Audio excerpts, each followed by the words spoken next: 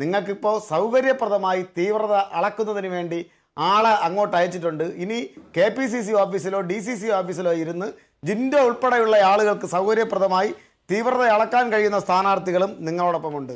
എനിക്ക് കമ്മ്യൂണിസ്റ്റുകാരോട് മാത്രമേ പറയാനുള്ളൂ, നിങ്ങൾക്കിത് ബാധകമല്ല, ഇനി മേലിൽ പറയരുത്, ദയവ് ചെയ്തിട്ട് ഇത് അവസാനിപ്പിക്കണം.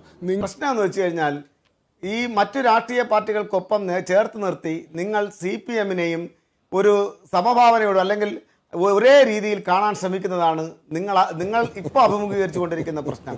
എന്നാൽ ശശിയുടെ തീവ്രത അളക്കാൻ താങ്കൾ AKG സെന്ററിലേക്ക് KPC ഓഫീസിലേക്ക് വിട്ടിട്ടുണ്ട്. അതെന്താ സുരേഷ് കുമാർ? AKG സെന്ററിലുള്ള സകല ആളുകളും തീവ്രത അളന്ന് മടുത്തപ്പോ ഇനി അവിടെ ഒറ്റരാളും ബാക്കിയില്ലാത്തത് കൊണ്ടാണോ നിങ്ങൾ ഞങ്ങളുടെ അടുത്തേക്ക് പറഞ്ഞു വിട്ടതാണോ? എന്താ ഒരു പ്രശ്നമുണ്ട്? അയ്യോ, ഇവിടെ ഇത്രയും വലിയ ബഹളം ഉണ്ടാക്കേണ്ട പ്രശ്നമൊന്നുമില്ല.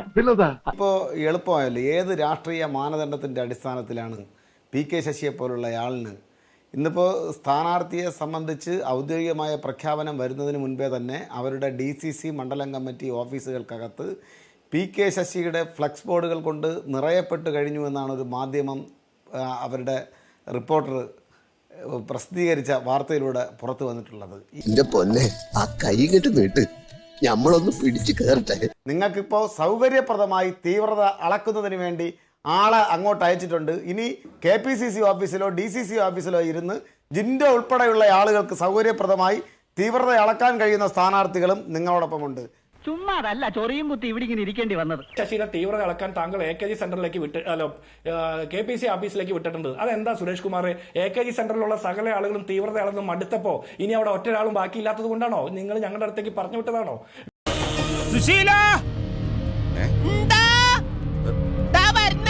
VK ശശിയെ പറഞ്ഞു വിട്ടതാണോ? ശ്രീമതിയും ബാലനും കൂടി തീവ്രത അളന്ന് മതിയായപ്പോ ഇനി അവിടെ ഒറ്റയൊരാളെ അവശേഷിക്കാത്തത് കൊണ്ടാണോ?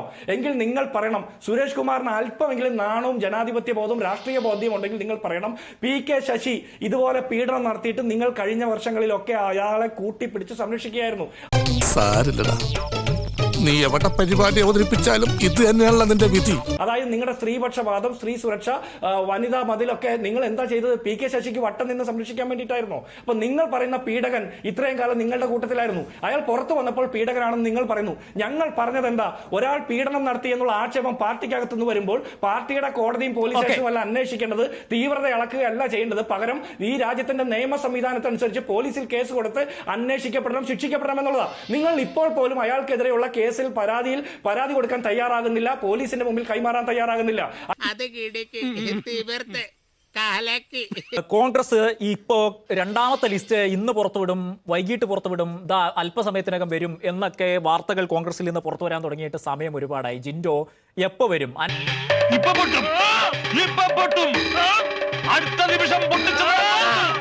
55 ലിസ്റ്റായി, ശരിയാണ്. പക്ഷെ അത് കഴിഞ്ഞുള്ള കാര്യങ്ങളിൽ നിങ്ങൾക്ക് തലവേദന ഒഴിയാത്തതും ചർച്ച ചെയ്തിട്ടും തീരാത്തതും എന്തുകൊണ്ടാണ്?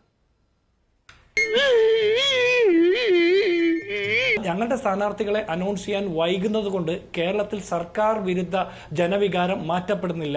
ജനങ്ങൾ അനുഭവിച്ച 10 വർഷത്തെ അവരുടെ ദുരന്ത സമാന ജീവിതം മാറ്റപ്പെടുന്നില്ല. അവർ UDF വോട്ട് ചെയ്യാൻ കാത്തിരിക്കുകയാണ്. ഞങ്ങൾ സ്ഥാനാർത്ഥികളെ ഏറ്റവും നല്ല രീതിയിൽ പ്ലാൻ ചെയ്ത് പ്രഖ്യാപിക്കുന്നതായിരിക്കും.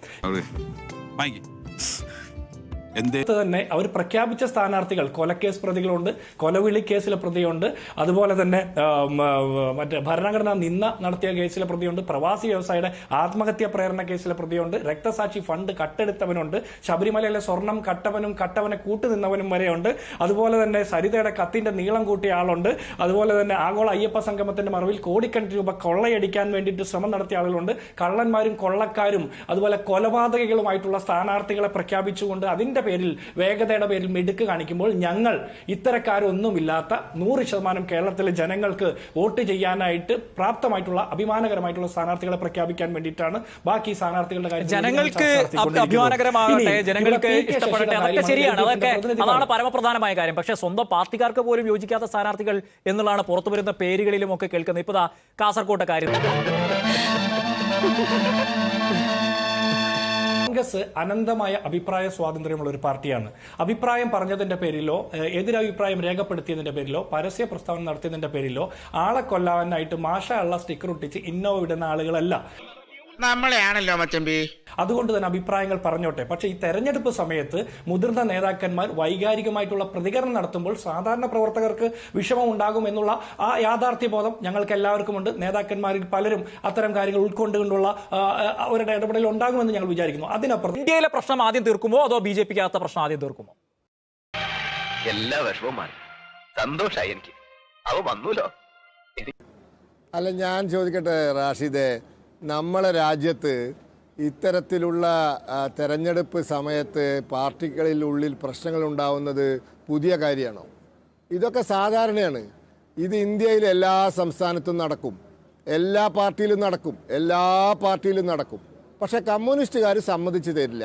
കമ്മ്യൂണിസ്റ്റുകാർ പറയും ഞങ്ങളെ പാർട്ടിയിൽ ഇങ്ങനെയൊന്നുമില്ല, ഞങ്ങളെ പാർട്ടിയിൽ ഇത് അനുവദിക്കില്ല, ഞങ്ങളെ പാർട്ടി പട്ടാളമാണ്. ബേസിക്കലി മൊത്തത്തില് എല്ലാ കാര്യത്തിലും അല്പം നാണക്കുറവുള്ള പാർട്ടിയാണ് ഞാൻ. അപ്പൊ പല ഘടകങ്ങൾ നോക്കി ഇവിടെ സമുദായം നോക്കൂല എന്ന് പറയും. എല്ലാവരും സമുദായം നോക്കും. സാമുദായിക ഘടകങ്ങളൊക്കെ നോക്കി ബാലൻസ് ചെയ്ത് എല്ലാവർക്കും കൊടുക്കുമ്പോൾ ഇത്തരത്തിലുള്ള ആളുകൾ ഔട്ടാവും, അല്ലെങ്കിൽ സീറ്റ് കിട്ടില്ല. അപ്പോൾ അവർക്ക് പ്രതിഷേധമുണ്ടാവും, പ്രതിഷേധം രേഖപ്പെടുത്തും. സഹിക്കാൻ പറ്റാത്ത ചിലർ രാഷ്ട്രീയം മാറി വേറെ പാർട്ടി പോവും. ഇപ്പോൾ 3 കമ്മ്യൂണിസ്റ്റ് മുൻ MLA മാർ, ഒരാൾ സിറ്റിംഗ് MLA ആണ്, മുൻ MLA എന്ന് പറഞ്ഞുകൂടാ, അവർ BJPയുടെ സീറ്റിൽ മത്സരിക്കുന്നു, ടിക്കറ്റിൽ. തൊഴിലാളി വർഗ സർവാധിപത്യം, വൈരുദ്ധാധിഷ്ഠിത ഭൗതികവാദമൊക്കെ പറഞ്ഞവർ ഒറ്റ രാത്രി കൊണ്ട് അവർ ഹിന്ദുത്വവാദികളായ BJPയിൽ വന്നു. അതിലെന്താ തെറ്റ്? ഒരു തെറ്റുമില്ല. Bye bye, ta-ta, good bye, ഗയാ. എനിക്ക് കമ്മ്യൂണിസ്റ്റുകാരോട് മാത്രമേ പറയാനുള്ളൂ, നിങ്ങൾക്കിത് ബാധകമല്ല, ഇനി മേലിൽ പറയരുത്. ദയവ് ചെയ്തിട്ട് ഇത് അവസാനിപ്പിക്കണം. നിങ്ങളും ഈ രാജ്യത്തെ മറ്റേതൊരു രാഷ്ട്രീയ പാർട്ടിയെയും പോലുള്ളൊരു രാഷ്ട്രീയ പാർട്ടിയാണ്. അങ്ങോട്ടും ഇങ്ങോട്ടൊക്കെ മാറും. ഇന്നത്തെ BJPക്കാരൻ നാളെ കമ്മ്യൂണിസ്റ്റ് പോവും, ഇന്നത്തെ കമ്മ്യൂണിസ്റ്റുകാരൻ നാളെ കോൺഗ്രസ് പോവും, കോൺഗ്രസ്സുകാരൻ BJPയിൽ വരും. ഇതൊക്കെ ജനാധിപത്യമാണ്. ആളുകൾക്ക് അഭിപ്രായമൊക്കെ മാറാം, പ്രത്യയശാസ്ത്രവും മാറാം. ഇതൊന്നും വലിയ കാര്യമാവണ്ട. ആരും തമ്മിൽ തല്ലി ചാവുന്നൊന്നുമില്ലല്ലോ, തോക്കെടുത്ത് വെടിവെക്കുന്നില്ലല്ലോ, പരസ്പരം ഏറ്റുമുട്ടുന്നില്ലല്ലോ. ആളുകൾ ഗോൾഡൻ ഷേക്ക് ഹാൻഡ് കൊടുത്ത് പോവല്ലേ, സ്നേഹത്തോടെ സൗഹാർദ്ദത്തോടെ പോകുമ്പോൾ ഒരു പ്രശ്നവുമില്ലാന്ന്. ശരി, അങ്ങനെയെങ്കിൽ ഒരു കാര്യം താങ്കൾ സമ്മതിക്കുകയാണ്, BJPക്ക് അകത്ത് നല്ല പ്രശ്നങ്ങളുണ്ട് അപ്പോ ഈ സ്ഥാനാർത്ഥി ലിസ്റ്റിനെ ചൊല്ലി, അല്ലേ?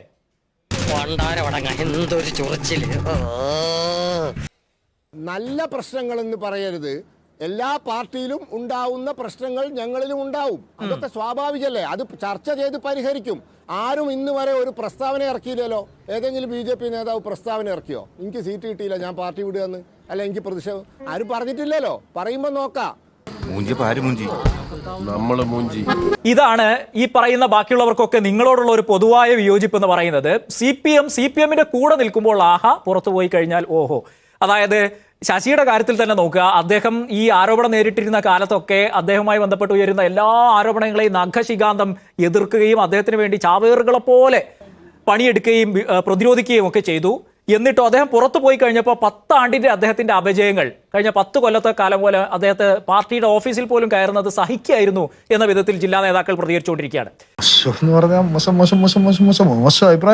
അപ്പൊ ഈ വിധത്തിൽ പിന്നെ അവർ വർഗവഞ്ചകരായി, തൊഴുത്തിൽ കുത്തുന്നവരായി, പാർട്ടിയെ ചതിക്കുന്നവരായി, അങ്ങനെ അവരുടെ മുഴുവൻ സംഭാവനകളെയും പാർട്ടിക്ക് അർപ്പിച്ച കാര്യങ്ങളെയും റദ്ദ് ചെയ്തുകൊണ്ട് അവരെ അങ്ങ് പടിയടച്ച് പിണ്ടം വെക്കുന്ന തരത്തിലുള്ള മുഴുവൻ സമീപനമാണ്, കടുത്ത സമീപനമാണ് CPM സ്വീകരിക്കുന്നത്. എന്നാൽ ഇങ്ങോട്ട് വന്നു ചേരുന്നവർ അവരെന്ത് നിലപാടിന്റെ പുറത്തായാലും വരുന്നതാട്ടെ, അവരുമായി ബന്ധപ്പെട്ടുള്ള എല്ലാ സാധ്യതകളെയും ഉപയോഗപ്പെടുത്തുക, അവരുമായി ബന്ധപ്പെട്ടുള്ള എല്ലാ കാര്യങ്ങളെയും ഉപയോഗപ്പെടുത്തുക, അവർക്ക് നല്ല ക്ലീൻ ചീറ്റ് നൽകിക്കൊണ്ടുള്ള അഭിപ്രായ പ്രകടനങ്ങൾ നടത്തുക. ഈ പരിപാടി ഏതായാലും ഞങ്ങൾക്കില്ല എന്നുള്ളതാണ് മറ്റുള്ളവർ നിങ്ങളെക്കുറിച്ച് പറയുന്നത്. സുരേഷ്, പ്രശ്നം എന്ന് വെച്ച് കഴിഞ്ഞാൽ ഈ മറ്റു രാഷ്ട്രീയ പാർട്ടികൾക്കൊപ്പം ചേർത്ത് നിർത്തി നിങ്ങൾ CPMനെയും ഒരു സമഭാവനയോട് അല്ലെങ്കിൽ ഒരേ രീതിയിൽ കാണാൻ ശ്രമിക്കുന്നതാണ് നിങ്ങൾ ഇപ്പോൾ അഭിമുഖീകരിച്ചു കൊണ്ടിരിക്കുന്ന പ്രശ്നം. എന്നാൽ അതിൽ നിന്നും വ്യത്യസ്തമായ ഒരു രാഷ്ട്രീയ പാർട്ടിയാണ്. നിങ്ങൾ നോക്കൂ, കെ സുധാകരൻ കോൺഗ്രസ്, നിങ്ങൾക്ക് ജനാധിപത്യം ഇല്ല എന്നാണ്, ബാക്കിയുള്ളവർക്ക് അതുണ്ട്. സുധാകരന്റെ ഒരു രോമത്തിൽ തൊടാൻ നിങ്ങൾ എങ്ങനെ കാണണം എന്നാണ് നിങ്ങൾ പറയുന്നത്? ഞാൻ അങ്ങനെ പറഞ്ഞു